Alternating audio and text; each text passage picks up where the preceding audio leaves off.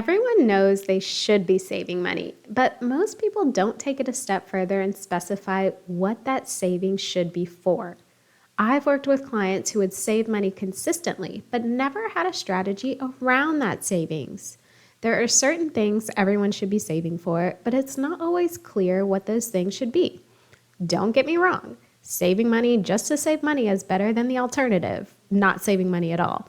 But when you don't have a purpose for your savings, it can be easy to spend it on things you don't necessarily need. If you're unsure about what to save for, in this episode, I'm sharing 8 things everyone should be saving for over time. Let's dive in.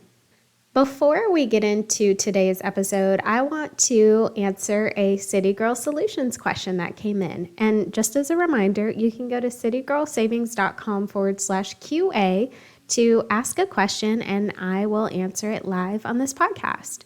So the question that I am answering today is, what do you think about Dave Ramsey? I feel like this is such a loaded question. So I have a few thoughts about Dave Ramsey. First, I do agree with some of his principles. I think that, prioritizing debt payoff is important. I think Financial Peace University can be a great tool or resource for people who really have no idea where to start or what to do when it comes to paying off debt. However, I do not agree with his all or nothing approach. So Dave Ramsey is very much like, until your debt is paid, you only eat rice and beans and ramen noodles, and you're not contributing to a retirement plan. Like, all of your extra money goes to debt, no spending on yourself. And I do not agree with that.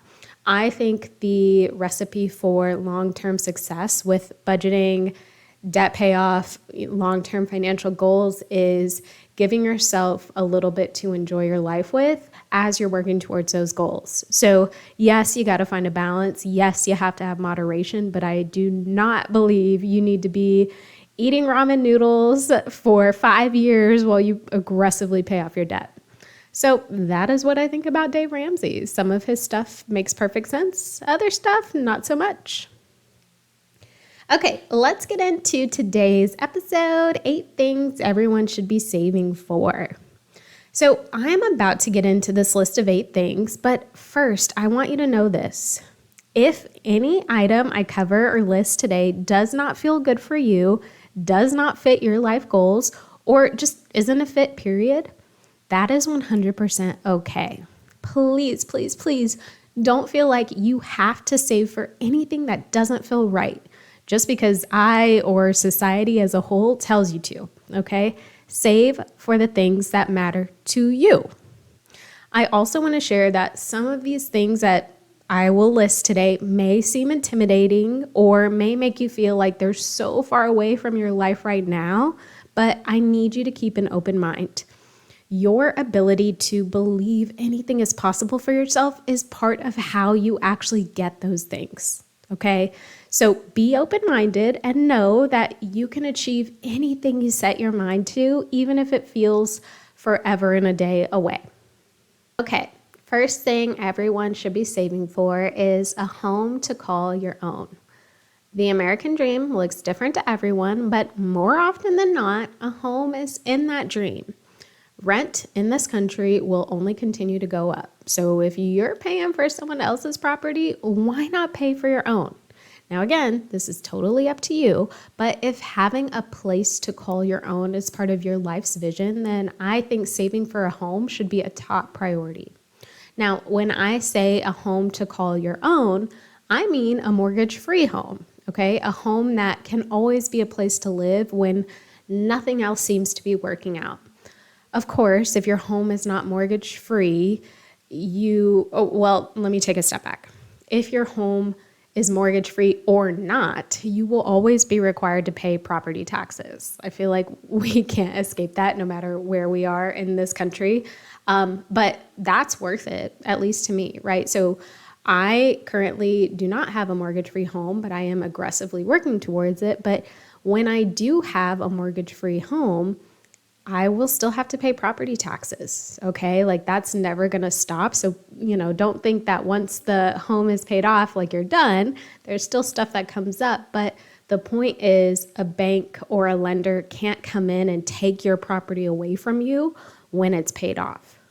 Now, most people can't afford to purchase a home outright. Obviously, I couldn't. But what you can do is start saving for your down payment. 20% is actually a fantastic down payment to start with, but with rising home costs in this country, I understand that that could also seem very far away. Just keep in mind that if you're paying anything below 20% down, you will have the extra added expense of PMI, which is private mortgage insurance. Total sidebar, but my boyfriend and I, we purchased our home in 2018, and PMI is assessed to your mortgage when you don't put down at least 20%, right? So your loan to home value needs to be 80% or less. So we purchased our home in 2018, so 5 years ago, and actually a little less than 5 years ago, but we actually just had a appraisal done, and our loan to home value is less than 80%. So our PMI was removed 5 years early. Okay. So when we got our mortgage, it was predicted that our PMI would come off in 2028. Boom. Hello. We are PMI free, and we are aggressively working towards paying that home off. You may recall from episode 53 that one of my personal goals for 2023 is to pay off my half of the mortgage. My boyfriend's paying his half. So that is definitely something that I am aggressively saving for. So this item that I think everyone should be saving for, I am right there with you. Okay, so I feel like I took that a lot of different angles, and I just want to come back to the goal is to save for a home to call your own. So obviously a mortgage-free home. And I think to start, you need to save for your down payment first, right? If you can save 20%, fantastic. If you can't, obviously save what you need to so that you can actually move forward with purchasing the home. Make sure, it's within your budget if you get approved and things like that. But over time, you will want to be saving or putting more towards your mortgage so that you can pay it off. Next thing everyone should be saving for, life at retirement. I cannot stress the importance of saving for retirement enough. I even have an entire episode about it. It's episode 44, and I'll link to it in the show notes. But the sad thing is, saving for retirement is not taught in school. And when you're young, it's even more crucial to start saving for the decades out.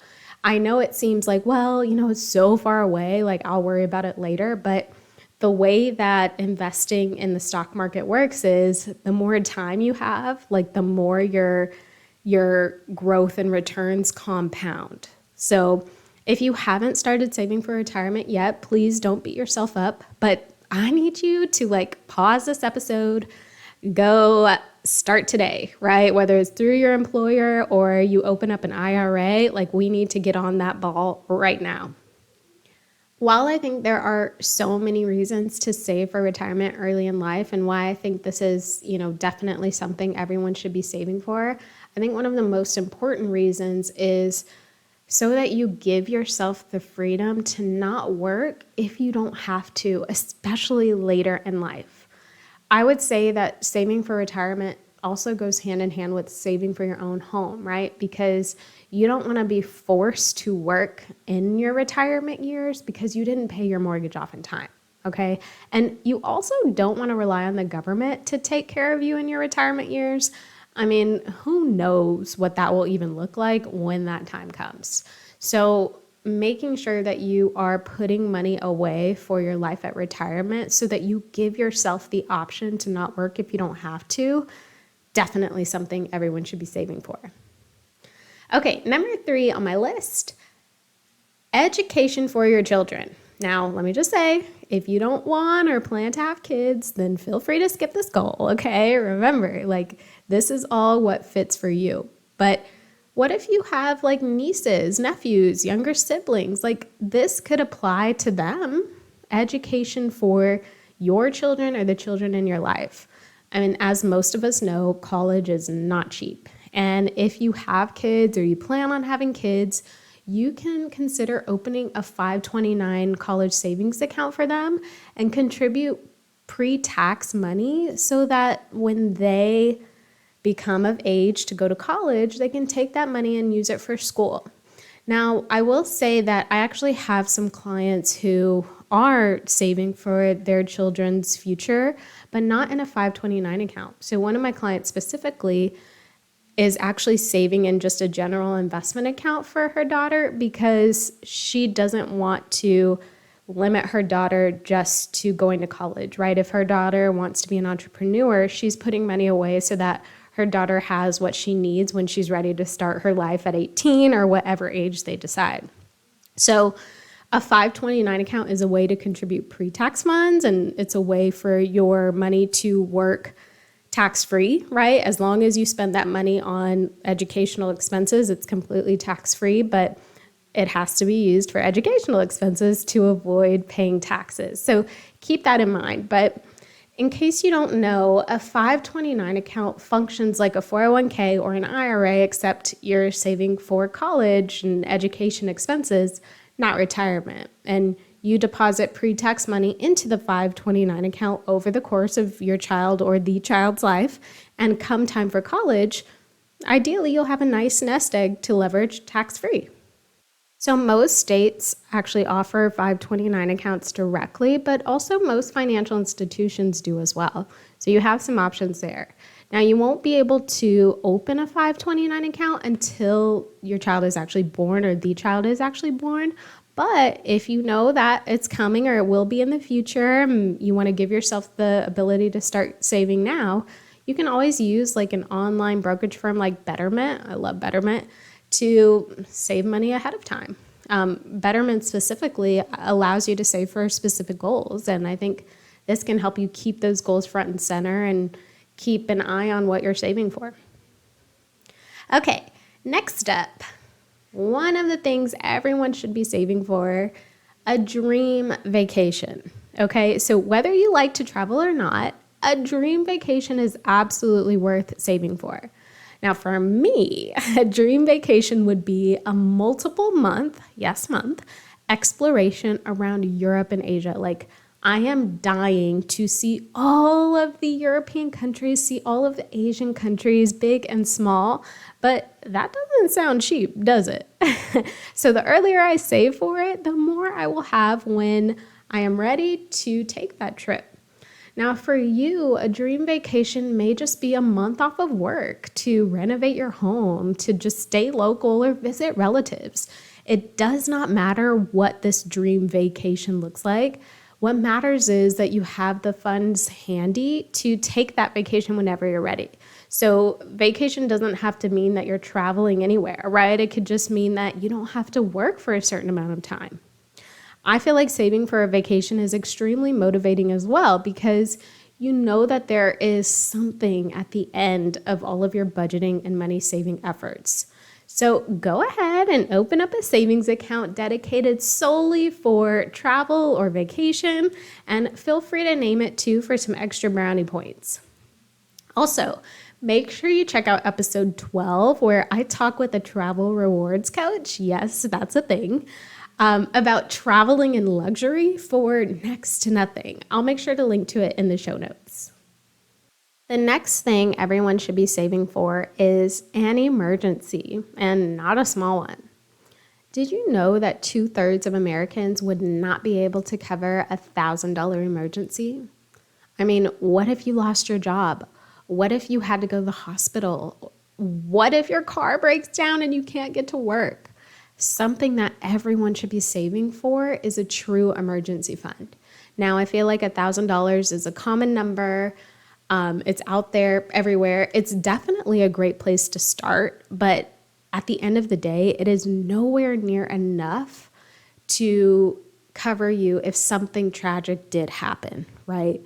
3 to 6 months worth of your monthly expenses is going to be your best bet. Now, I know it may not be quick and easy for you to save that amount. So just start stashing something away for it right now. And remember, no touching, okay? So let's talk about this a little bit more because I know in the past, like, should I save or pay off debt has definitely come up. And I believe that before you aggressively pay off your debt, you should definitely have something saved. It does not have to be 3 to 6 months worth of expenses, but it does have to be a number that if something were to pop up, maybe not drastic or tragic, but something were to pop up, you could use your savings to cover that thing without impacting your budget or your debt payoff efforts. So I think 500 if like it's rare for something to pop up, or like your car is paid for, like you don't have the likelihood of something popping up drastic is very small. So 500 could be a great place to start. But if you have kids, or if your job is kind of like on the edge, having more, so now closer to the 1,000, 2,000 range is definitely ideal. But at the end of the day, the ultimate goal should be 3 to 6 months worth of expenses saved for your emergency fund. Next thing that everyone should be saving for or working towards is a life free of debt. Whether you have a mortgage, student loans, credit card debt, car loan, I know how heavy that can feel. I've been there. I've literally drowned in credit card debt. But what we should all be working towards is a life free of debt. Every month you have to send a payment to your lenders to slowly pay down the debt. But imagine if you didn't have to do that. If you were paying $1,000 a month on all of your credit cards due to the minimums being what they are, imagine if that $1,000 didn't have to go to your credit card payments. It could go to your savings account, or it could stay in your checking. I'm telling you, a life free of debt is certainly worth saving for or working towards. And if you have a lot of debt, it can be difficult to know where to start when dealing with it all. But it all starts with the budget, okay? Understanding what income you bring home and what expenses must be covered will help you know what you can afford to put toward your savings, what you can afford to put toward your debt to pay it off, right? So if you bring home $5,000 a month, all of your spending expenses is $4,000 a month, that leaves you with $1,000. Assuming you already have a savings, that's $1,000 a month extra that you can put toward your debt. But you wouldn't know that without the budget. So I want you to think of paying off your debt similar to saving money. That's why I keep getting tongue-tied with the two. But instead of that savings going into a savings account, it's savings that's actually going towards paying off your debt. Okay, next thing everyone should be saving for: investments, investment properties, or entrepreneurial endeavors. So let's say your home is paid off, you're on track to retire comfortably, and you are debt-free. Now it's time to start building wealth, start saving to build wealth. Investments is via the stock market, investment properties, so homes that you rent out or sell, or starting your own business. Those are all fantastic ways to build wealth. So think about what's important to you. Maybe you don't want your own business, but you like the thought of having rental properties. Maybe you don't want to deal with tenants, so you just want to flip houses. The great thing is that you can save for whatever investment opportunity is right for you, and this form of savings will actually yield amazing returns over time. Okay, finally, rounding out my list of things everyone should be saving for: the freedom to spend if you want or need to. How great would life be just to know you can fly across the country to see your mom, or you can take a long weekend and stay at a lake house, or you can bless a family member or friend in need, or you can take a sabbatical from work and not worrying about bills being paid. Having the freedom to spend or not spend your money how you want is an incredible accomplishment. At the end of the day, saving money so that you have the freedom to do what you want, where you want, when you want, how you want, and with who you want should be a high priority for all of us. I hope this list helps get your wheels turning. Anything that doesn't fit, feel free to leave it behind. But anything that does, or you feel like you could want that in the future, it's okay to think about it. You don't have to work towards all of these things at once, right? Slow and steady wins the race. Steve, I'm going to re-say that last sentence.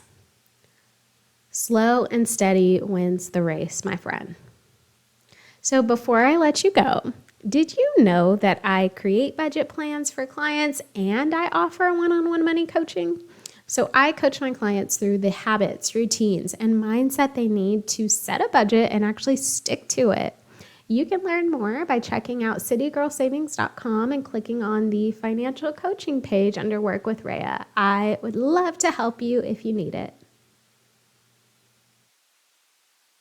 Thanks so much for tuning in today. I hope that you are ready to start your savings journey, and I hope that this list made a difference. See you next time.